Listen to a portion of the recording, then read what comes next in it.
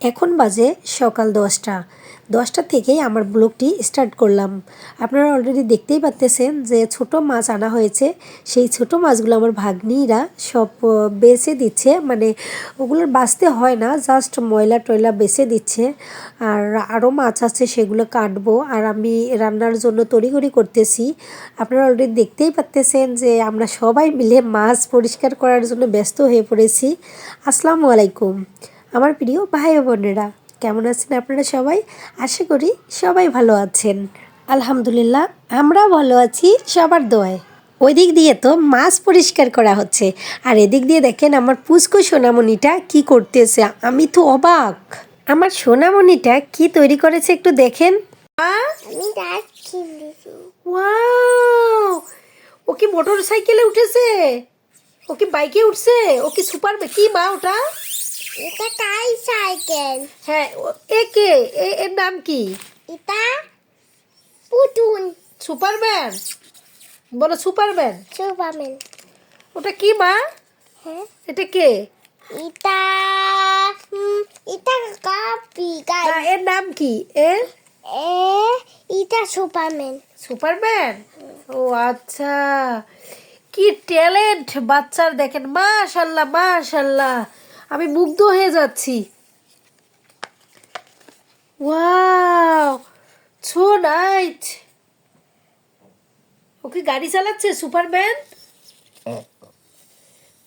কিভাবে? ভিডিওর মাঝখানে একটা বিশেষ কথাই বলবো, সেটা হচ্ছে আমার সকল বন্ধুদের বলতেছি, যারা যারা আমার ভিডিও দেখেন তো অবশ্যই ফুল ওয়াচ করে দেখার চেষ্টা করবেন। ফুল ওয়াচ করে অবশ্যই আমার ভিডিওতে কমেন্টস করে যাবেন। আমি কেন কমেন্টস করতে বলতেছি এর জবাবও আপনারা পাবেন আপনাদের চ্যানেলের ভিডিওর মধ্যে। হ্যাঁ করো, আইতে নদী।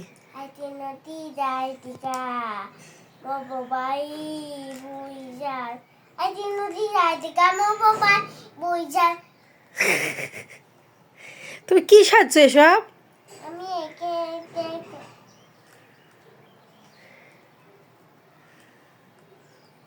এই যে তোমার কি একটু ভ্যানিটি ব্যাগ? দেখি ব্যাগটা দেখাও একটু। হ্যাঁ ওটা রাখো, ঝুড়ি রেখে ব্যাগ দেখাও। ব্যাগ দেখাও, এই পাশে হাতে নিয়ে ব্যাগ দেখাও। ওই যে ব্যাগ দেখাও, হ্যাঁ এটা রাখো, ব্যাগ দেখাও। এদিকে আগাও, সামনে নিয়ে এসো, সুন্দর করে ধরো। হ্যাঁ ধরো, এখানে দেখো। ওয়াও সুন্দর। এটা কি? আমার নিটা সুন্দর ব্যাগ পুতুল। তাই? আমার নিটা পছন্দ, আমার নিটা সুন্দর পুতুল।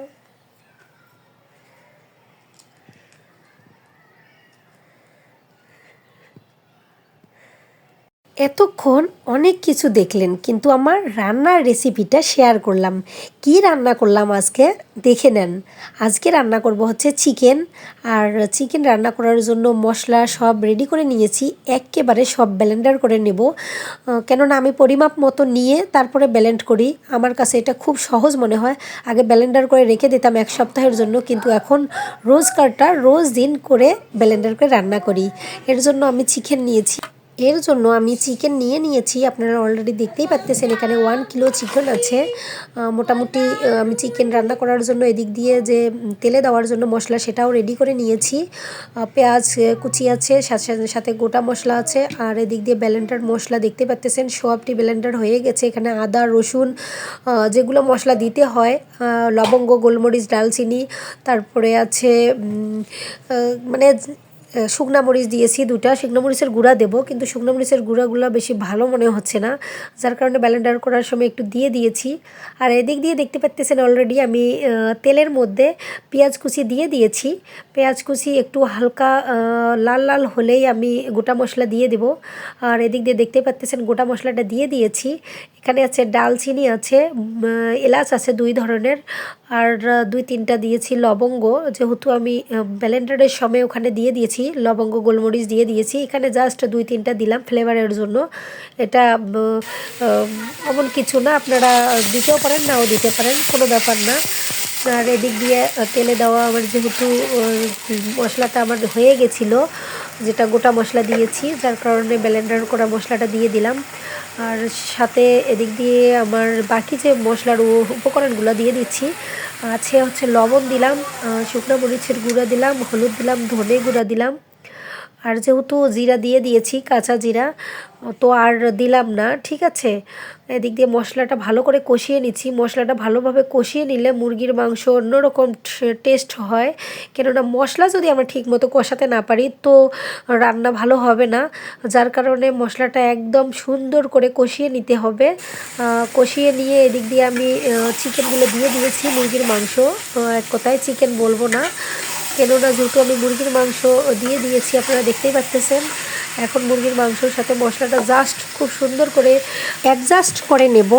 আপনারা দেখতেই পাচ্ছেন আমার মোটামুটি দুটাই অ্যাডজাস্ট হয়ে গেছে মাংসর সাথে, মানে মুরগির মাংসের সাথে মশলাটা।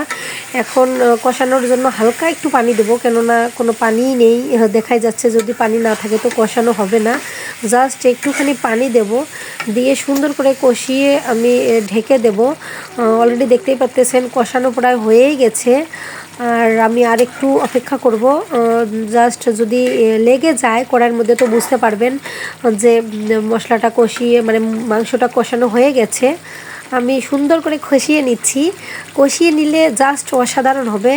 আপনারা দেখতেই পাচ্ছেন যে মোটামুটি কষানো প্রায় শেষের দিকে। কেননা আমি কষাবো সুন্দর করে, পরবর্তীতে বেশি পানি দেব, তারপরেও কষানোটা ভালো হলে জাস্ট অসাধারণ হয় খেতে। আপনারা অলরেডি দেখতেই পাচ্ছেন। আর এদিক দিয়ে দেখেন আমি অলরেডি ঝোলের পানি দিয়ে দিয়েছি।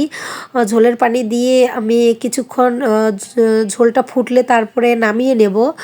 আর মোটামুটি আমার ঝোলের পানি দেওয়া হয়ে গেছে, আর তরকারিও ফুটতেছে। আর জাস্ট কিছুক্ষণ অপেক্ষা করব। কিছুক্ষণ অপেক্ষা করলেই আমার আজকের মুরগির মাংস রান্না করা হয়ে যাবে। খুব সুন্দরভাবে ফুটতেছে, জাস্ট অসাধারণ হবে খেতে মনে হচ্ছে, মানে অসাধারণ ঘ্রাণ আসতেছে। আগে থেকেই বলতেছি, কেননা এখনও রান্নাই হয়নি, বুঝবো কেমনে, কিন্তু তারপরেও আইডিয়ার করতেছি। নিজের হাতের রান্না তো নিজের গুণগান তো গাইতেই হবে।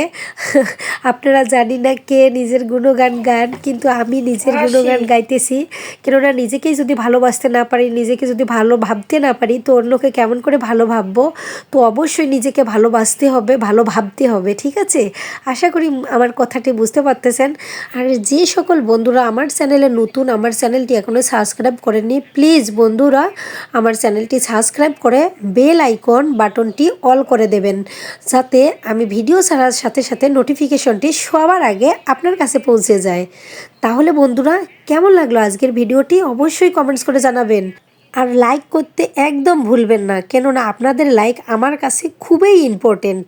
তাহলে পরবর্তী ভিডিও দেখার আমন্ত্রণ জানাচ্ছি। সে পর্যন্ত সবাই ভালো থাকবেন, সুস্থ থাকবেন, আমাদের জন্য দোয়া করবেন। আল্লাহ হাফেজ।